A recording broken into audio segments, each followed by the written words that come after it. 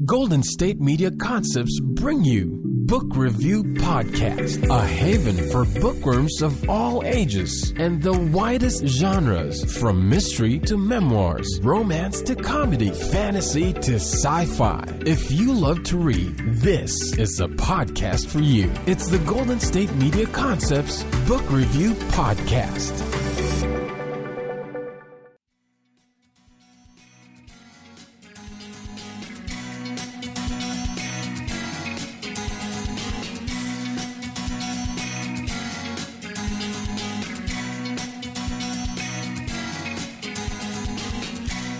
Hello and welcome to the Golden State Media Concepts Book Review Podcast. I am your host, Sarah, and I am excited to give you one more author interview this week.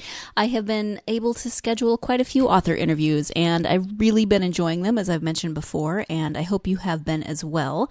Today's interview is even more exciting because it is a return guest. It is someone that I had on the podcast fairly early on in this process, and he has a new novella out. So he contacted me about that, and we found some time to get together to talk about the new novella. The author that I'm interviewing today is Jason Pellegrini. I interviewed him a while back about his novel Booth. Before that, he had a book called The Replacement, and now he has written a new novella called The Cool Kids, and let me give you a brief description of that. This is from his website, jasonpellegrinibooks.com. And it says, growing up, Kevin Ford was never considered one of the cool kids. He was the unathletic son of a father who had been the star of his college football team, and the scrawny younger sibling of two brothers who loved to torment him. To his peers, he was far from considered being popular. Kevin had two best friends, though. One afternoon in the summer of 1994, they showed up unannounced at his front door with a secret mission. What Kevin figured was going to be an average summer day with his friends turned into an adventure like no other. The three of them entered the woods and sought out a forgotten ancient myth. Now, nearly a quarter century later, Kevin finds himself reminiscing about that August day. As he's about to enter a new stage of his life, he looks to his past to help give him the strength to face what lies ahead. So that's the description of Jason Pellegrini's new novella, The Cool Kids, and this story is a lot of fun. It is a novella, so it is about 77 pages, if I'm remembering correctly. It is the adventure of three young boys, as it says, who go into the woods to seek out an ancient myth. It is their adventure of what happens that day. So in some ways, it starts out almost like a fantasy or a young adult book. But then as that second paragraph of the description described, it moves to 20 years later and 25 years later, when the young men now are older, and talks about growing up and what happens to friendships, and especially those friendships with friends that you had that deep connection with, that you had those meaningful experiences with, and what happens and what changes as you grow and life moves on and people take different paths, etc. So it starts out as sort of a fantasy young adult book, and then kind of moves into this coming of age story and what it means to have friendships and what it means to have those friendships change and evolve. So it's kind of almost two stories in one, but really they're tied into this first part with this central story that is a bit of a fantasy. It could be a fantasy genre where they go on this adventure together to seek out this ancient myth. And actually, that story in itself would make a great fantasy story, and we talk a little bit about that, about whether he ever thought about writing it as a fantasy novel, etc. It is a lot of fun. It is very poignant. It will make you reminiscent of certain parts of the 90s. You know, they talk about having a Walkman that they share back and forth, listening to their mixed tape, which, if you're old enough to know mixed tapes, then you know what deep and abiding joy they gave us at the time. time. And yeah, I'm aging myself, but it is a really fun story. And it is a vast departure from his first two novels. His first novel was a thriller, and then Booth was mystery, romance, time travel. That one really defied genre if you listen to that interview. If you didn't listen to that interview, I invite you to go back to that episode and check it out. You'll learn more about Jason's work and about that novel, Booth. And as I said, now this one is another departure from the earlier genres of his first two books. So, as usual, that is enough out of me. I would like to turn now to my interview with author Jason Pellegrini and his new novella, The Cool Kids. Hi, Jason. Welcome back to the podcast. Thanks for having me back. It's great to see you again. Well, to talk to you again. And we are here to talk about a new novella that you've just released. But before we get to that, I want to say congratulations. I hear that congratulations are in order because you have, well, your book, Booth, has recently won an award. Would you talk about that a little bit? Yeah, it recently won a Summer Indie Book Award in the genre of time travel. It was my first award, and it was voted by people, and it was just a really cool thing to see it win. Especially, I'm not gonna spout out numbers, but it won by a nice margin. Nice. How'd you find out that you were either nominated or that you had won?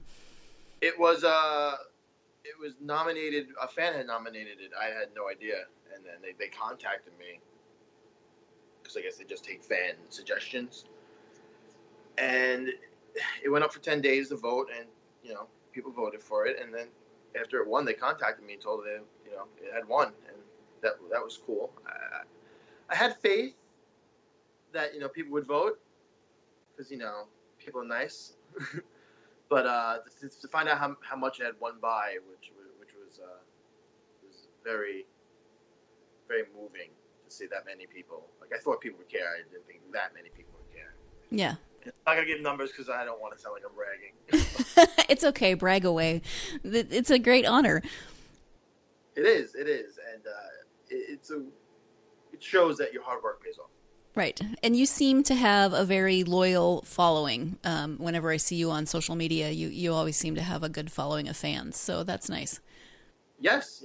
Believe it or not, people are very, very nice in the world. That's good to hear. It's fun interacting with people all over the place, like who I wouldn't ever have known if it hadn't been for Twitter or Instagram. And people are always very helpful to get the word out there, no matter what book it is. Yeah. So you did something a little different to announce this one. You kind of did some teasers on social media. You want to talk about that a little bit? Yeah, I always try to be creative since I'm my own promoter, my own publicist. Since I'm self-published, I just didn't want to do the whole thing, book coming out in 3 weeks or whatever. I mean, I had the whole what's in the box thing, and where I teased something was in the box, and I didn't think people were going to think I was dropping a rap album or something. When is your rap album coming out? Problems with the producers, creative process, very All long right. time. All right. Plus, like rap, that's probably going to hinder things. But I knew people maybe thought it was going to be a novel, but it was a novella. But I just wanted to try something different, and people seemed to enjoy it. People kept asking what was in the box. Just tell us what's in the box. Good. So tell us what was in the box. In the box was not Gwyneth Paltrow's head. Wow, gross. Okay. Or the Justin Timberlake thing.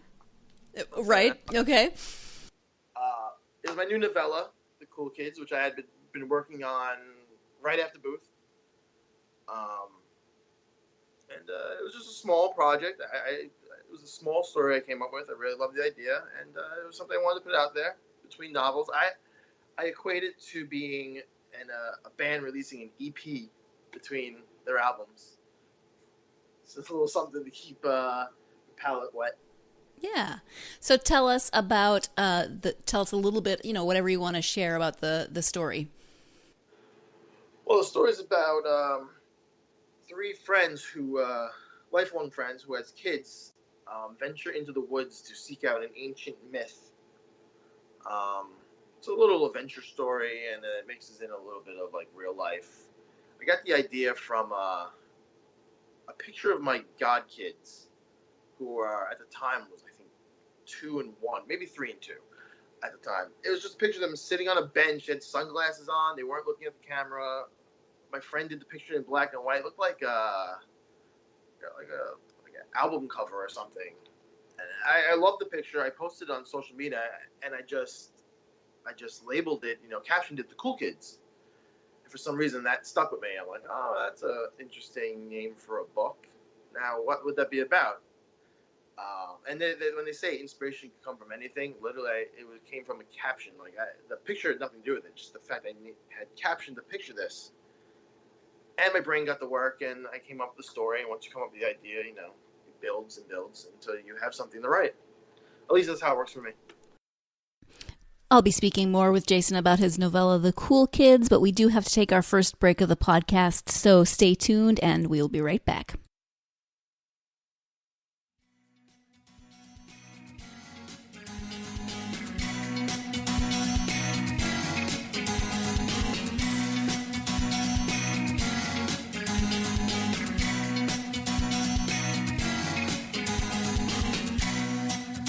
Welcome back to the Golden State Media Concepts Book Review Podcast. I am speaking today with author Jason Pellegrini about his new novella, The Cool Kids. And we're going to find out more about that novel and more about how it is different than his first 2 books. Back to the interview. And this novella, is very different from your last novel, Booth, which was very different from your first novel, The Replacement. So talk about why this one is so different from Booth. Well, for starters, I've said this before. I never wanted to be an author who is confined to one genre.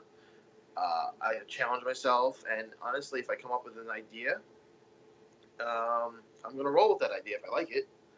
So.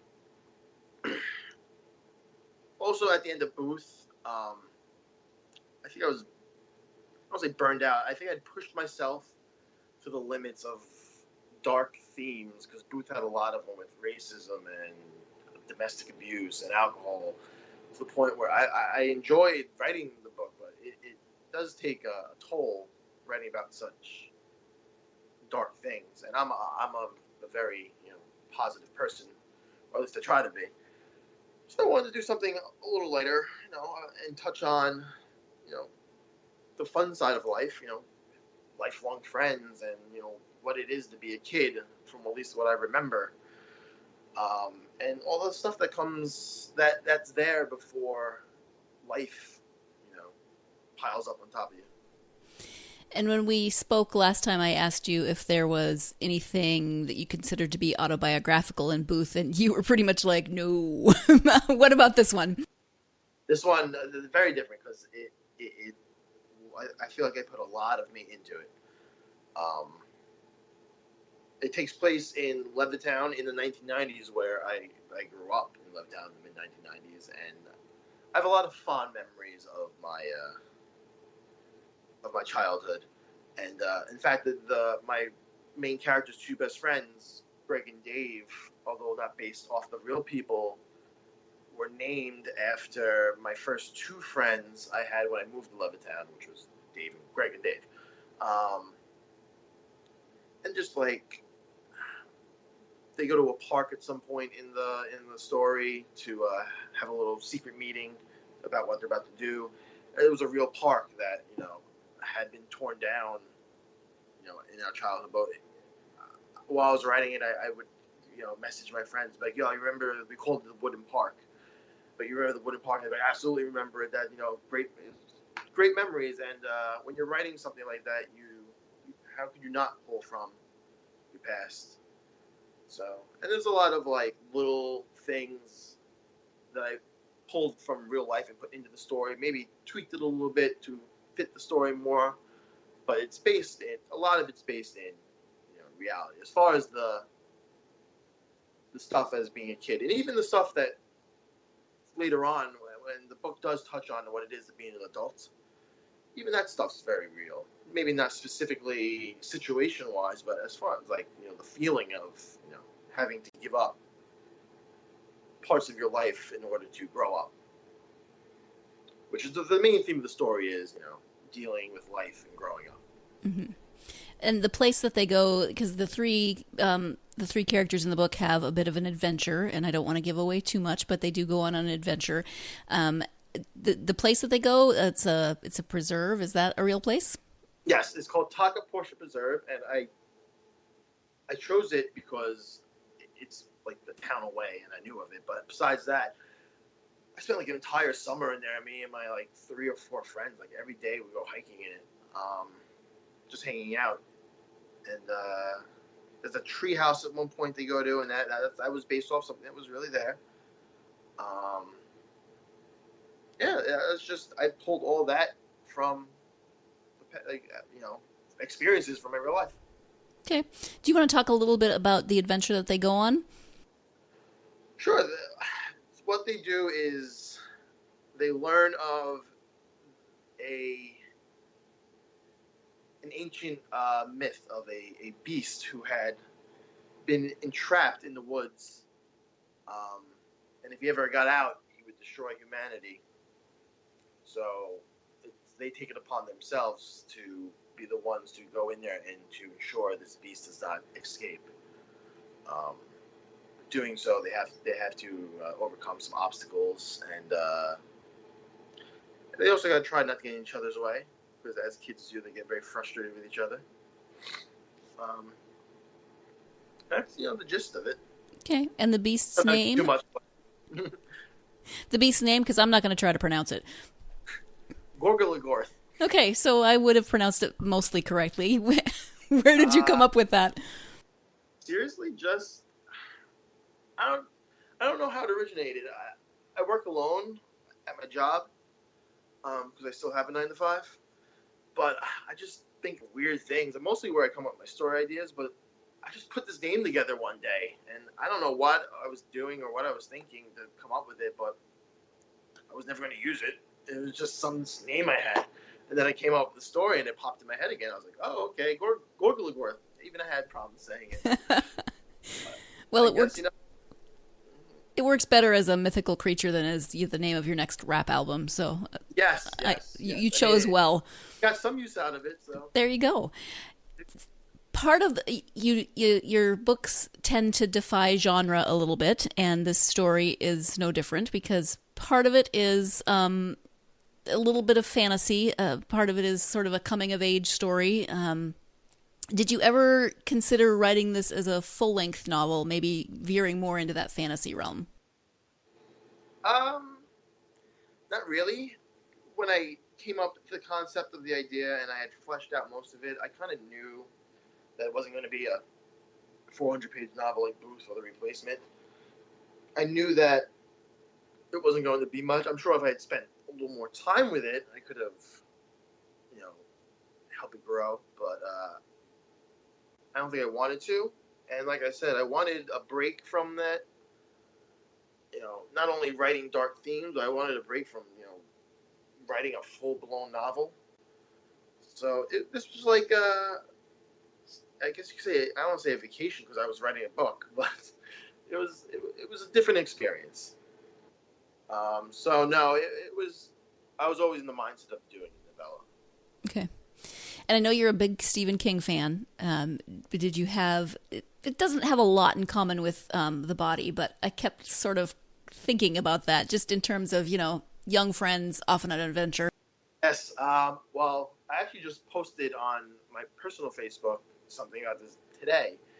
And it's going to sound like bragging. I guess I'm doing this a lot in this podcast, but it was really such a big accomplishment for me. I had to share it, and I'll share it here.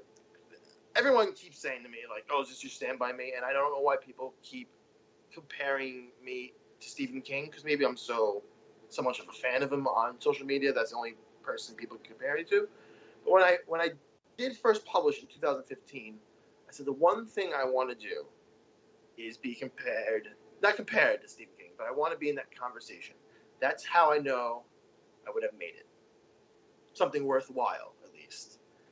That was my bar, and it's a very high bar. But with the replacement, I had gotten in reviews some comparisons in style, but hindsight being 2020, looking back on it, I realized that was my first novel, and obviously I was going to imitate my influences, so I wasn't looking for a style comparison. When I found my own voice with Booth, I had reviews that were saying this story is quality-wise on par with Stephen King, and that was what I wanted. So second book, I'd accomplished my goal. But this one, somebody had just written a review yesterday that said when they picked it up, they read the premise that they thought it was going to be Stand By Me. And after reading it, they found out they were very wrong, that it wasn't like Stand By Me because they thought it was much better. Oh, wow. Now, I'm sorry for any of the people who are scolding me for calling it Stand By Me. I know it's called The Body. And I'm not going to say it's better than Stand By Me because I would never dare say I write anything remotely better than Stephen King. And I'm not. My head is not that big. But I'm not going to. Who am I to argue with somebody, especially if it paints me in such a positive light? That surpassed my goals and my expectations. Like I would never have thought in 1,000 years somebody would ever say that. So I didn't plan on telling that, but you did bring up Stand By Me. And I didn't see your personal Facebook page today either, so there was no prompting. I got my own personal plug in there. There we go. No, that's awesome. That's great. That really is a great accolade for someone to give to Jason about his new novella, The Cool Kids. We are going to speak more about this new novella, but we do have to take our second break of the podcast, so stay tuned and I will be right back.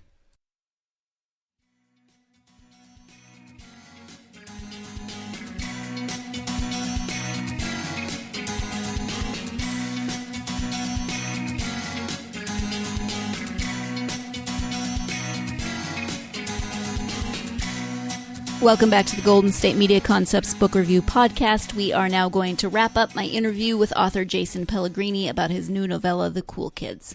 Back to the interview. And as far as having Stand By Me in mind, I'm not going to lie. After I come with the concept on my own, but Stand By Me, once I had everything, all the pieces in place, Stand By Me with Body, did come in my head. But I'll tell you another thing. I came up with this story. I don't know the timeline. It was last summer. I had the story. I was so psyched on it. 2 weeks later, if that, Stranger Things came out. Okay. So I was like, God damn it. my friends, every time I bring up the book, it's like, oh, so you're talking about Stranger Things, right? I'm like, no, it's not Stranger Things. Now that, I have seen Stranger Things. That didn't pop into my head when I was reading this, so. The kids, yours is the 90s, theirs is the 80s. Yeah, but I did get, I got a few Stand By Me's, but I don't know if you want to call this my Stand By Me, then whatever. I mean, again, as long as I'm in the same conversation with Stephen King, I'm a happy camper. Yeah, there are definitely worse things to be compared to. Definitely. Okay, this is totally random, but so have you seen It and The Dark Tower? I did. So both. And I'll tell you one thing. I'm a one movie a year person. Oh, okay. I haven't seen either of them, so I have no opinions.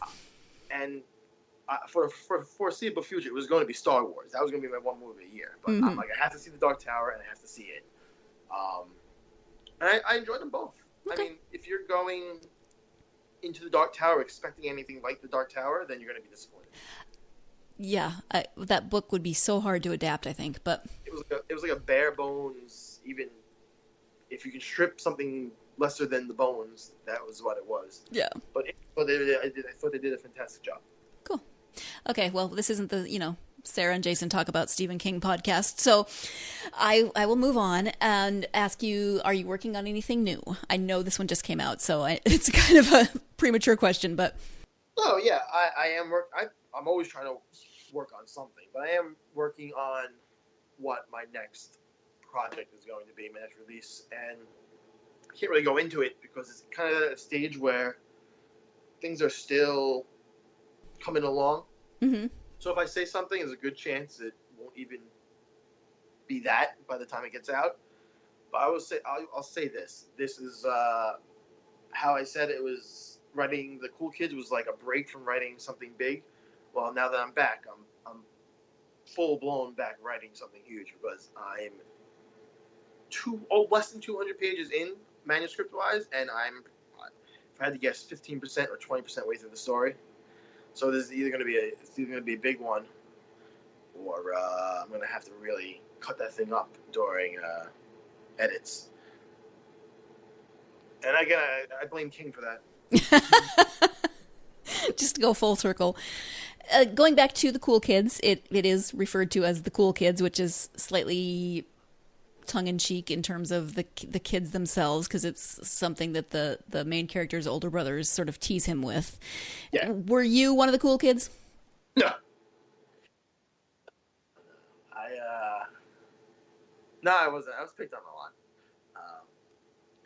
I remember being called Jason Pellegrini. Oh. Whatever. I'm over it. Had some therapy. You're good. That I'm over it. Yeah. Kids are gonna be kids. Yeah. No, I was not one of the cool kids at all. So maybe again, a little autobiographical there. You write what you know. You write what you know. That's right. Did you play football? No. That was I always enjoyed football, but that was me. That was purely fictional. Just taking. I'm a Patriots fan, by the way. So writing about the New York Giants beating them in the Super Bowl was I typed with gritted teeth. Yeah. Wow. No, I mean that was just me taking something that I enjoyed and entwining it in my characters. Mm-hmm. Okay. I'm just being nosy right now. That's all I'm doing. Go ahead. What else? What else do you want to talk about? Anything that we haven't covered, especially with The Cool Kids, that you wanted to bring up? I will say, and this is just for anyone interested in buying it, it's available on Kindle, but if people want a physical copy, it is available exclusively through my website, which is jasonpellegrinibooks.com. And I just wanted to have something exclusive to the website, and maybe one day it will be part of a collection that I release, because I have other shorter stories in mind that maybe one day I'll get to. Okay. So ebook on Kindle, physical book you can order through your website. Yes, and you get it signed. Oh, even better. Actually, that brings up, I wanted to ask you about the cover art. It's beautiful, but just, did you have much say in that? Who did the art? Oh, yeah. I had a friend do the art. Okay. And as far as me having a say in it, yeah. As you know, before we hit record on this, I was telling you how a friend told me I need to, loosen the reins as far as being so anal about everything, which is my decision to go into this podcast without like a questionnaire in front of me. It's a flaw, I admit, but as far as book cover goes, I'm not loosening the reins. I'm like, nope, that line needs to be a little to the left, and you don't have the tree down perfectly. And I'm completely aware of my flaws. And you talk to either my graphic designer, who does he did cover Booth, and he does all my promo posters, and he put together the cover once the drawing was done for the Cool Kids, or the woman who drew it. I apologize excessively. I'm fully aware of this flaw, if you want to call it a flaw, but I'm annoying.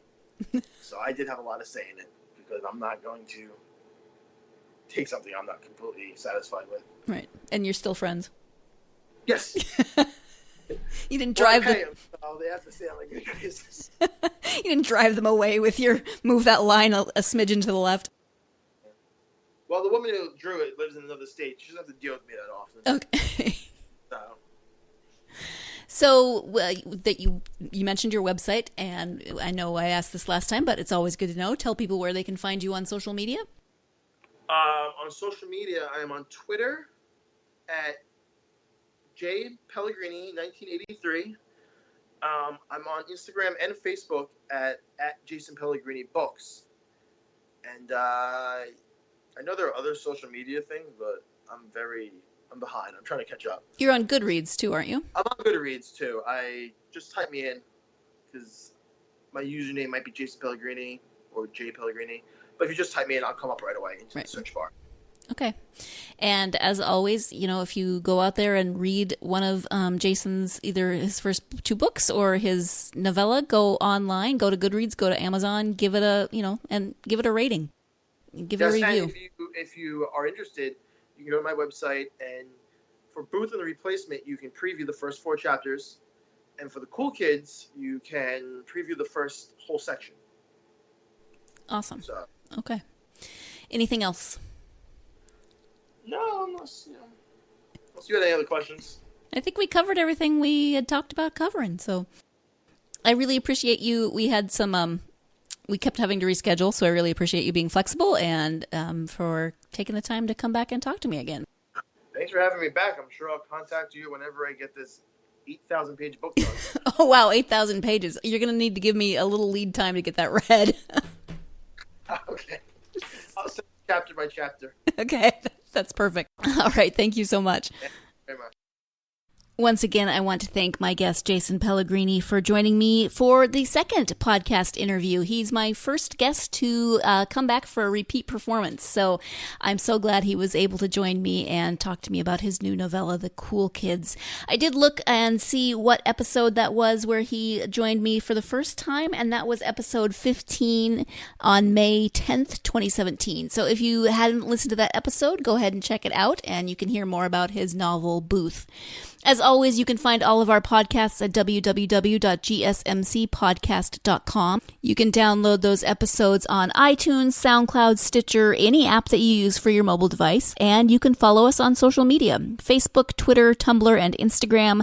I'd love to hear from you. Go ahead and leave comments. Let me know what you think about the interview. Let me know if there are authors that you would love to hear from in future interviews. Speaking of future interviews, I hope that you will join me next week when I will be interviewing author Jean M. Dixon about her novel Grounded Hearts. It is a World War II novel set in Ireland, and I'm looking forward to speaking with her. So join me next week when I interview author Jean Dixon.